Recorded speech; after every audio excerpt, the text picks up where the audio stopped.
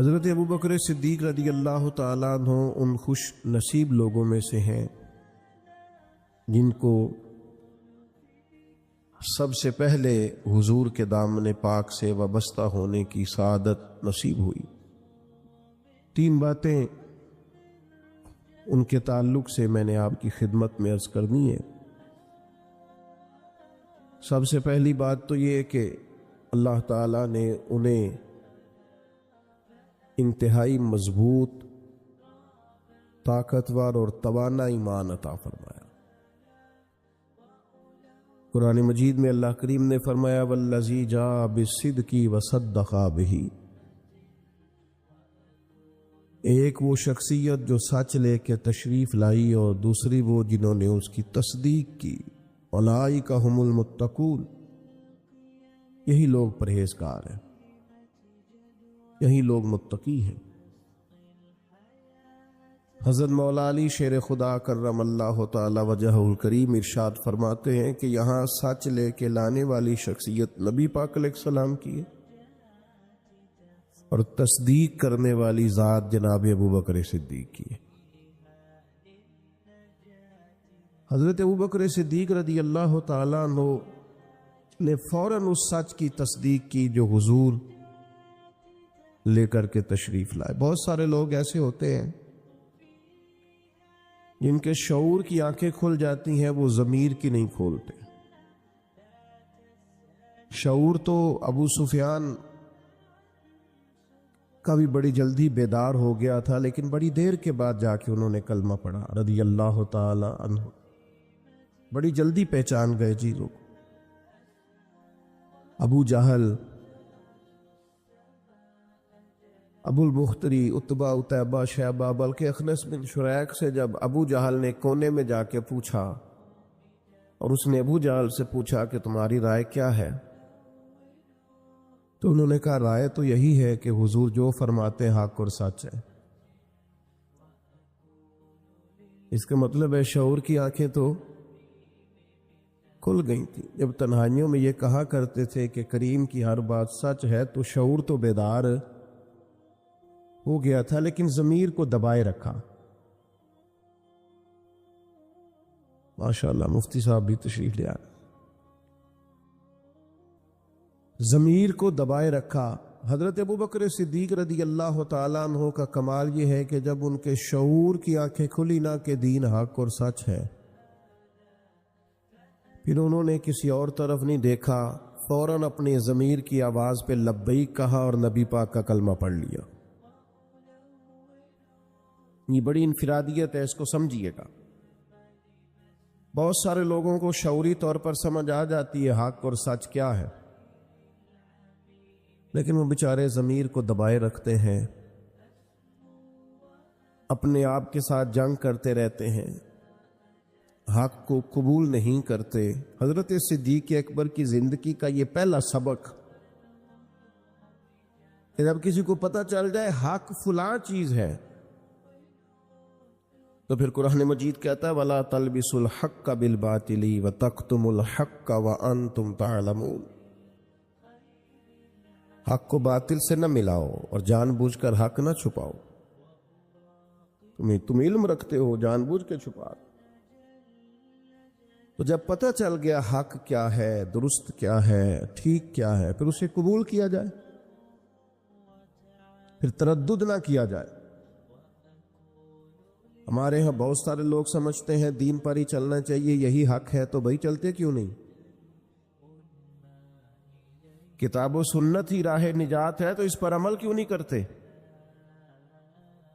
نبی پاک علیہ السلام کا اسوہ نور اور سیرت مقدسہ ہی صرف اور صرف نجات کی گارنٹی ہے، تو پھر دیر کس بات کی؟ جب شعور بیدار ہو گیا ہے، جب تمہیں سمجھ آ گئی ہے، پھر اپنے ضمیر کو جگاؤ اور فوراً دین کو قبول کرو۔ میں بڑی معذرت سے عرض کروں گا، ڈھیر سارے لوگ ہیں جو گروہ پرست ہیں، حق پرست نہیں، اپنی جماعتوں کے بت پالتے ہیں، تنظیموں کے بت پالتے ہیں، وہ اپنے قبیلے کا بت پالتے ہیں، اپنے علاقے کا بت پالتے ہیں، لسانی اور علاقائی بنیادوں پر تقسیم رہتے ہیں، حق پرست نہیں ہوتے، گروہ پرست ہوتے۔ میرے گروپ نے جو کہہ دیا ہے وہ اگرچہ غلط بھی ہے، لیکن چونکہ میرے گروپ نے کہا ہے لہذا ہر حال میں اسے سپورٹ کرنا ہے۔ یہ جرت انسان میں ہونی چاہیے کہ وہ حق کو حق کہے، وہ صحیح کو صحیح کہے۔ یہ جرت جناب صدیق اکبر نے پیدا کی، اور بڑے دلیر آدمی تھے حضرت صدیق اکبر، جنہیں پوری طرح سارے معاشرے سے لڑنے کا حوصلہ تھا، گھر میں بھی گھر کے باہر بھی۔ اللہ نے بعد میں توفیق دی، ان کی 4 نسلیں صحابی بنی ہیں،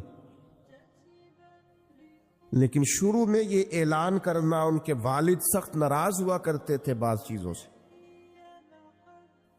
اور پھر قبیلے سے عوام لوگوں نے تو سمجھ لیا نیکیاں بھی شاید جمہوری ہوتی ہیں، سارے کریں گے تو میں بھی کروں گا، جی فلانا کام کوئی نہیں کر رہا میں کیوں کروں۔ نیکیاں جمہوری نہیں ہوتی، ملک جمہوری ہے، نیکیاں جمہوری نہیں ہوتی، نیکی تو نیکی ہوتی ہے، کوئی کرے نہ کرے ہم نے کرنی۔ تو حضرت صدیق اکبر کا یہ پہلا اعزاز، اس کو سمجھے کہ انہوں نے دین حق کو قبول کیا، اور نبی پاک علیہ السلام نے اس بات کو بطور اعزاز کے بیان کیا ہے، بطور فضیلت کے۔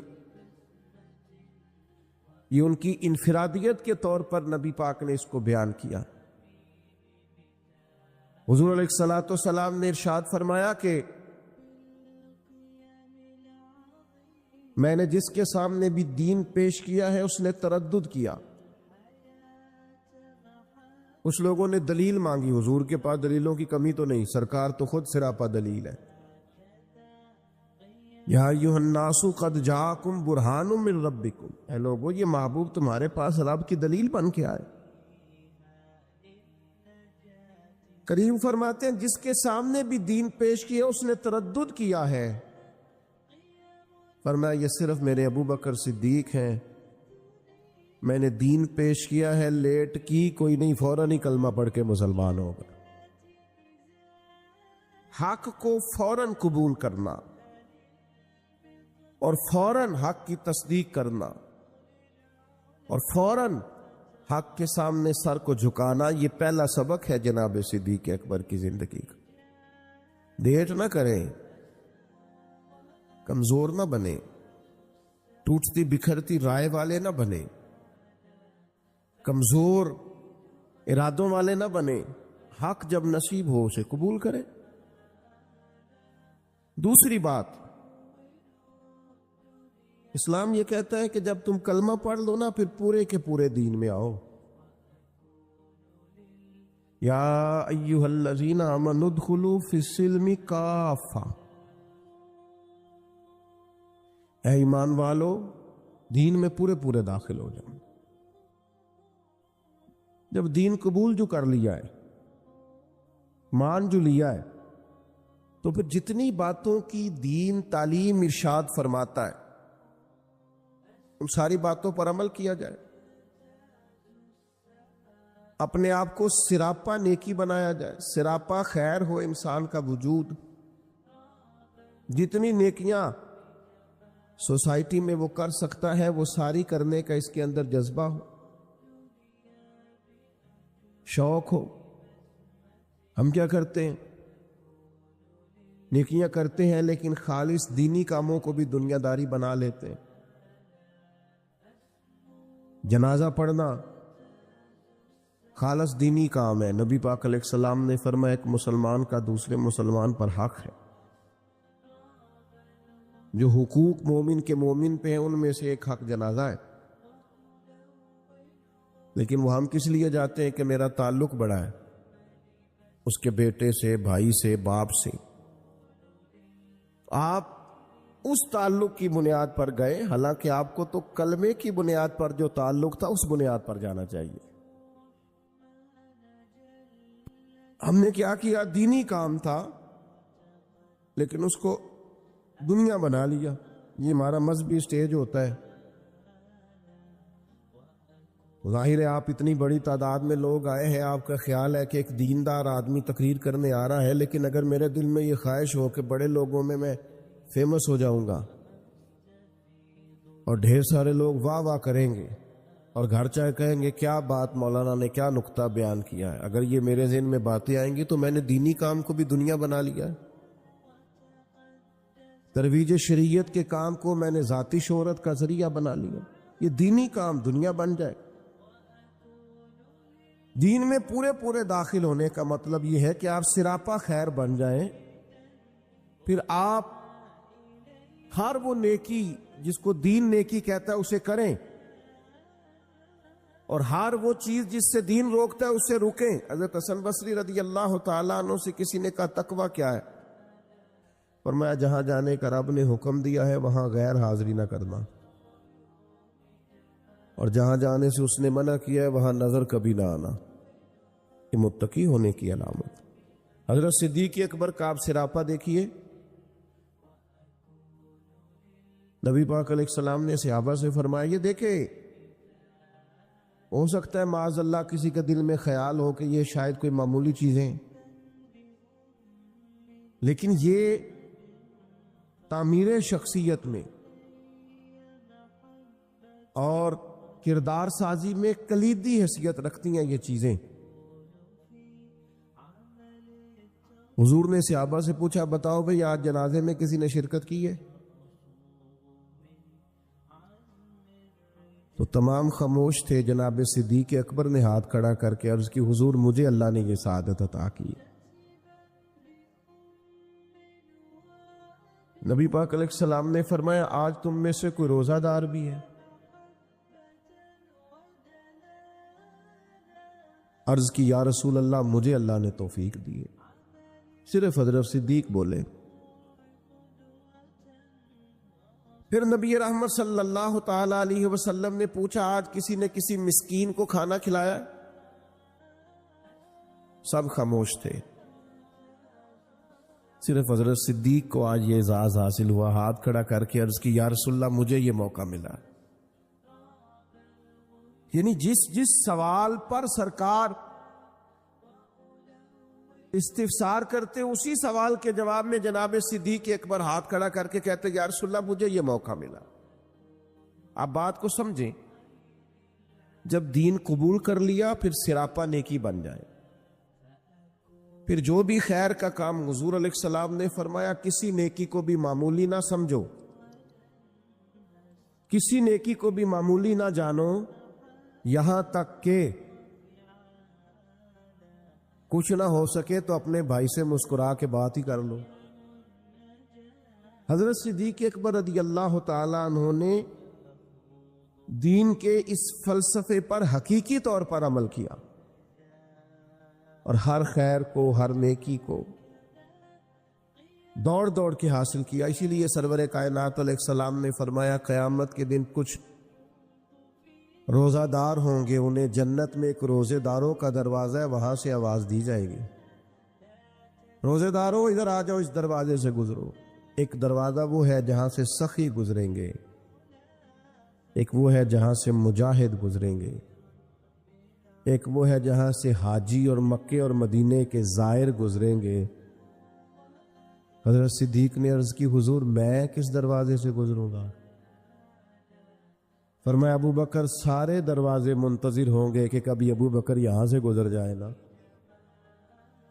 کبھی یہاں سے گزر جائے نا، کبھی یہاں سے گزر جائے نا۔ کیوں؟ اس لیے کہ ہر نیکی کو پہنچ کے حاصل کیا، ہر خیر کو پہنچ۔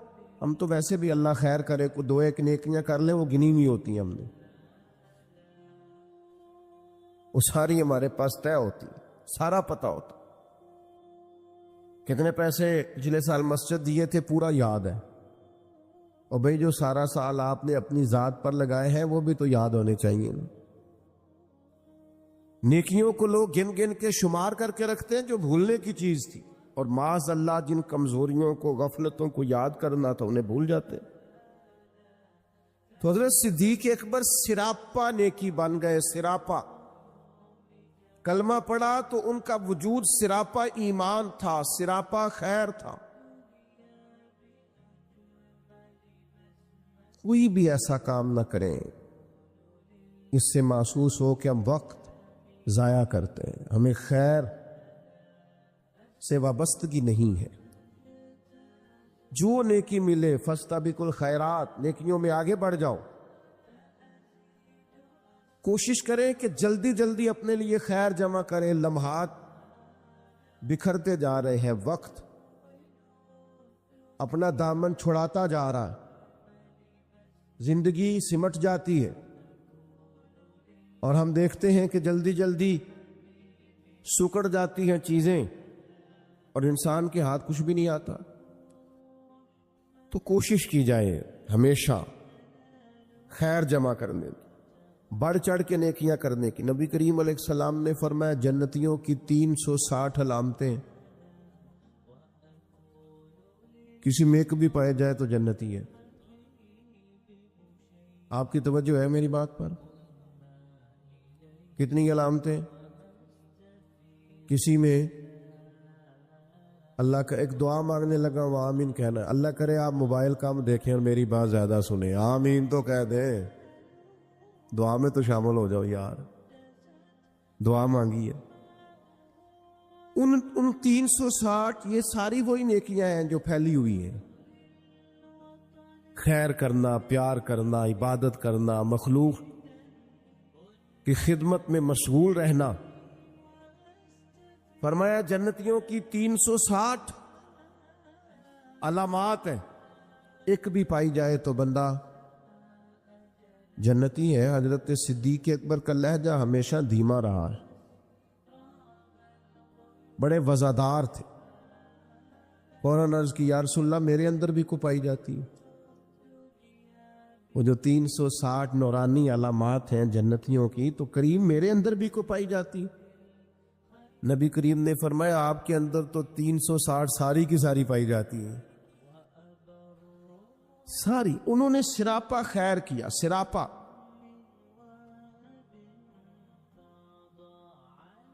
ہم بھی بڑے مصروف لوگ ہیں، کوئی پوچھا جناب کی کیا پوزیشن ہے، کہتے ہیں بڑا مصروف ہوں۔ تو اگر پوچھا جائے کتنی دیر مصروف ہے تو کہتے ہیں 6 گھنٹے تو موبائل پہ مصروف ہونا۔